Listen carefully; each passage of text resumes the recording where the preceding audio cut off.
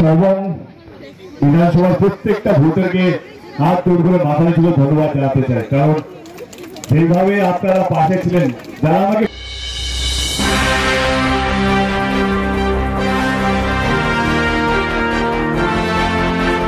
কথা দিয়েছিলেন তিনি প্রাপ্ত ভোটের সমসংখ্যক বৃক্ষরোপণ করবেন অভিনেতা সাংসদ দেব।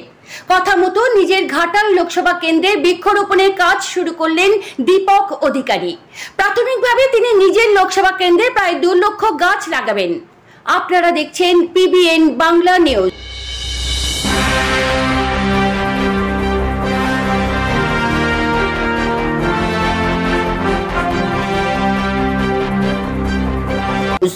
প্রসঙ্গত, ঘাটাল লোকসভা কেন্দ্রে তৃণমূল প্রার্থী দেব মনোনয়ন পত্র জমা দিতে গিয়ে সংবাদ মাধ্যমকে জানিয়েছিলেন তিনি যত ভোট পাবেন তত গাছ লাগাবেন তার লোকসভায় 7টি বিধানসভা এলাকায়। নির্বাচনে জয় লাভ হওয়ার আগেই দেবের তরফে গাছের চারা কেনার জন্য নার্সারিতে বরাত দেওয়ার কাজ শুরু করে দিয়েছিল তৃণমূল নেতৃত্বরা। দেব ভোট পেয়েছেন 8,41,195টি।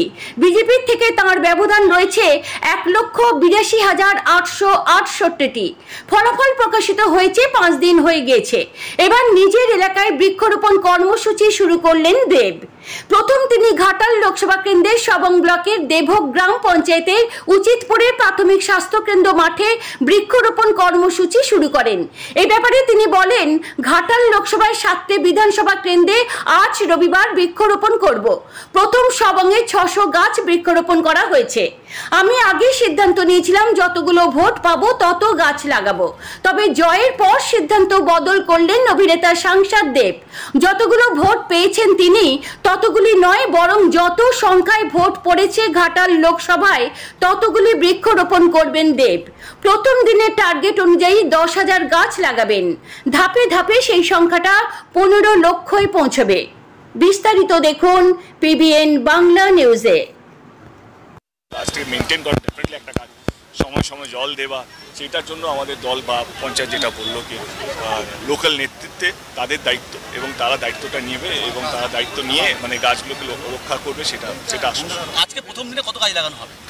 আজকে এই জায়গাতেই আজকে 600 এখানে হচ্ছে 600, এবং আমার 7টা বিধানসভায় যাওয়া হবে। আমাদের টার্গেট আছে আজকে 10,000 গাছ লাগানো আজকের দিনটা, একটা দিনে।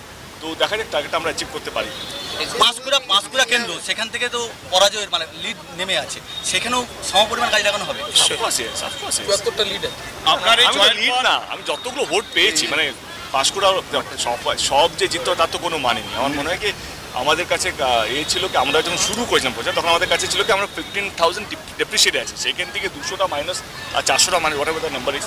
তো আমরা অনেকটা ভালো করছি, এবং আমার মনে হয় কি এইটা রাজনীতি নয়, এই গাছ লাগানোর মধ্যে রাজনীতি আমি তো অন্য কিছু বলতে পারতাম, অন্য কিছু দিয়ে শুরু করতে পারতাম। আমার মনে হয় ভারতবর্ষে একমাত্র এমপি যেই উদ্যোগটা নিয়েছে ভারতবর্ষে 70-75 বছরের ইতিহাসের মধ্যে, যে প্রত্যেকটা ভোটে গাছ লাগাবে। তো এইটা শুধু এবারে আমরা আগে বলেছিলাম আমি কতগুলো ভোট পেয়েছি, এখন তো বলছি আমরা কতগুলো ভোট পেয়েছি। আর আমি আমার কথা বলছি না, আমরা আমাদের কথা বলছি যে ঘাটাল লোকসভা কেন্দ্রে এই উদ্যোগটা আমার মনে হয় না ভারতবর্ষের ইতিহাসে কেউ নিয়েছে। আর এইটা যদি মানে 30-40% এমপি বা জনপ্রতিনিধি যদি নেয়, আমাদের দেশটা একদম অন্যরকম দেখতে লাগবে। আর সেই আবেদনটা জানাবেন সকলের সমস্ত জনপ্রতিনিধিদের কাছে। তো কিছু লোক না দেখে শেখে, কিছু লোক হয়তো আমার মনে হয় কি এইটা কোনো এক্সাম্পল ছিল না যে এরকমও হতে পারে, এভাবে কাজ করে সবাই মন্দিরে যায়। আমি রক্তদান শিবির দিয়ে শুরু করেছিলাম, এবং যে ওই দিন আমি কথাও দিয়েছিলাম কি গাছ লাগাবো, এবং আজ থেকে আমরা গাছ আজকে প্রথম দিনে 10,000 গাছ লাগানো not a matter of joke. আজকে প্রধানমন্ত্রী শপথ নেবে বলে কিছু বলবেন? ওনাকে শুভেচ্ছা। অফকোর্স দেশের প্রধানমন্ত্রী, আমি সম্মান করি, চেয়ারটাকে সম্মান করি ওনাকে। আমি চাই কি দেশ যেন সুস্থভাবে চলে, এবং যেইভাবে লাস্ট 10 বছর এজেন্সিকে ব্যবহার করা হয়েছে বিরোধী দলকে ভাঙার জন্য, অন্য দলকে ভাঙার জন্য, সেটা যেন সামনের 5 বছর যাতে না হয়। মানুষ যেন স্বাধীনভাবে থাকতে পারে, দল যেন স্বাধীনভাবে কাজ করতে পারে, এবং বাংলার যে বকেয়ার টাকাটা বাকি আছে, সে 100 দিনের কাজের টাকা হোক বা আবাসন যোজনা হোক বা রাস্তাঘাট, প্রধানমন্ত্রী সড়ক যোজনা হোক বা আমাদের জিএসটির টাকা যেটা আটকে রাখা হয়েছে, আমি অনুরোধ করবো কি সেই রাগ, অভিমান, ঝামেলা এইসব না করে একটা প্রধানমন্ত্রী যে কাজটা করা উচিত, আমি সেই কাজটা হয় এবং আমার রাজ্যটি টাকাগুলো পায়, সেই টাকাগুলো যেন রাজ্যকে ফেরত দেয়। আপনার যে টি শার্ট, সেই টি শার্টে একটা লোগো দেওয়া হয়েছে, এই বিশেষত কেন? সবুজ ঘাটাল, এটা তো পদক্ষেপ ছিল আমাদের, এটা তো লক্ষ্য ছিল কি ঘাটালকে সবুজময় করা, এবং এই যে গ্লোবাল ওয়ার্মিংয়ের সঙ্গে আমরা যেভাবে এই একমাত্র ফাইট ইট আউট, গাছ যত বেশি লাগাবো, যেটা একটু আগে মানুষরা বলছিল কি অত বেশি অক্সিজেন আমরা পাবো, অত বেশি শেড আমরা পাবো। এই আমার মধ্যে এই গরমকে আমার মধ্যে লড়াই করার জন্য যতটুকু আমরা সায়েন্স বুঝি বা যতটুকু আমাদের শিক্ষা দীক্ষা, এই একমাত্র উপায় হচ্ছে গাছ লাগানো।